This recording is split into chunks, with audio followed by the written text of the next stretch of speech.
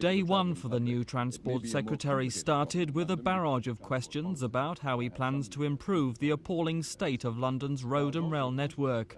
Although he made no firm commitments, he did promise a thorough look at existing policy. I have just come into this job literally a few hours ago. Naturally, I want to familiarise myself with all the various aspects of existing transport policy. I may decide that existing transport policy ought to continue in exactly the form it is at the moment, or I may decide that some changes would be justified. While Mr Rifkind was left alone to consider his new subject, junior ministers dealt with more immediate issues. In particular, claims the government are allowing backdoor funding for the Channel Tunnel rail link.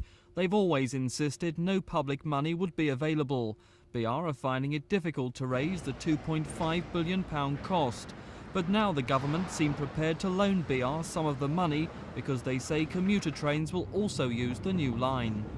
If we have a high-speed rail link between Folkestone and London, clearly some commuters could get on at Ashford Station and commute faster into London.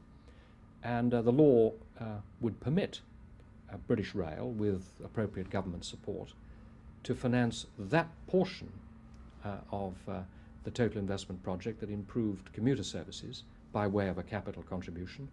The government can't fund the link directly. They're prevented by the Channel Tunnel Act, and therefore any other way of getting different parts of BR to contribute to it must be a backdoor method. It's just one of the problems the new Transport Secretary will have to address. Meanwhile, he's been invited by London Underground to see the travelling conditions we face every day. That's if he can find room to squeeze on board. This is Mike Pearce for Thames News.